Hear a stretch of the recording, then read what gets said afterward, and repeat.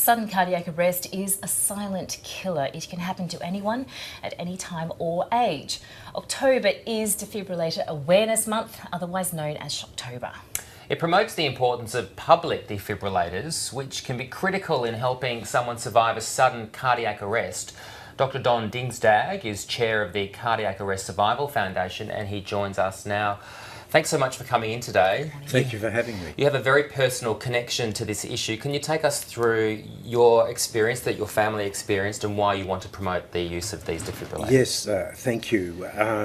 Some 27 years ago, my then 33-year-old wife, who had just given birth to two small children, died from a cardiac arrest in her sleep, and she didn't wake up in the morning.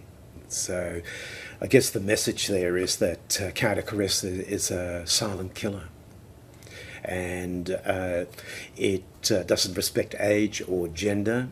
33 is quite young, isn't it? It's very young, Yeah. yes. Looking back now, was there any indication that there was any kind of heart trouble? Not really. My wife didn't have a very high pain threshold, and about 6 weeks before she died, she said, "Oh, darling, I've got a pain in my left arm."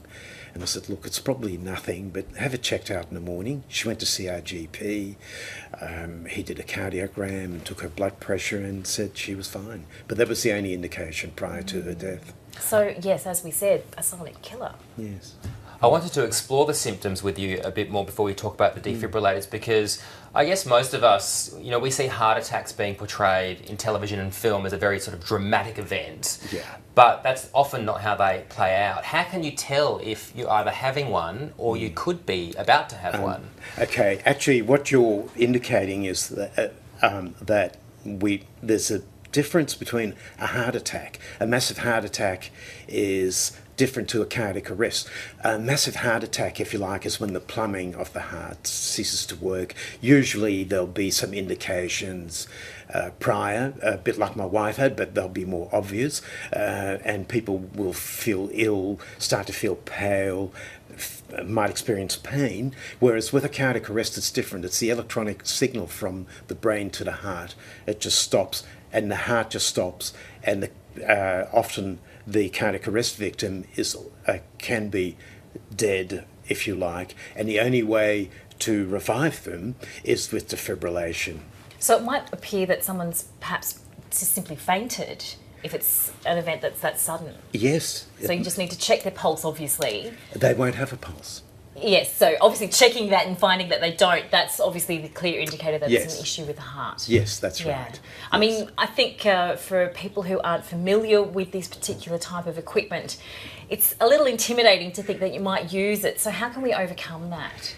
It is intimidating if one's never experienced, cardiac arrest event. However, even a child can use a defibrillator because, yes, of course. We've got a vision there now of a child actually using a defibrillator. Take us through how it actually operates. How it operates is, you may be able to see from that visual that the lid of the defibrillator has opened and their voice prompts. Now, we can't hear them there, but that defibrillator is telling that young man, that boy, what to do. So the message there would be to do the CPR, and it's now told him to stop. And you can see actually the visuals are following what the voice prompts are. They're quite loud because it might well be, like, for example, Sydney Trains has... So we've got a number of them located there, don't yes, we? quite a number of them.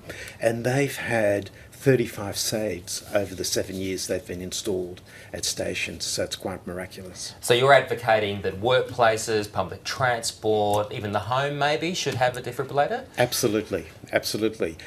What the Cardiac Arrest Survival Foundation is doing, of which I'm the chair, is we've initiated a schools program so that PDH-APE teachers can get a defib mat, which is a simulated device of a cardiac arrest, and school children can actually perform CPR and simulate defibrillation. Dr. Don Dingstag, thank you very much for speaking to us this morning. Wonderful to have you here. Thank you. Thank you for having me.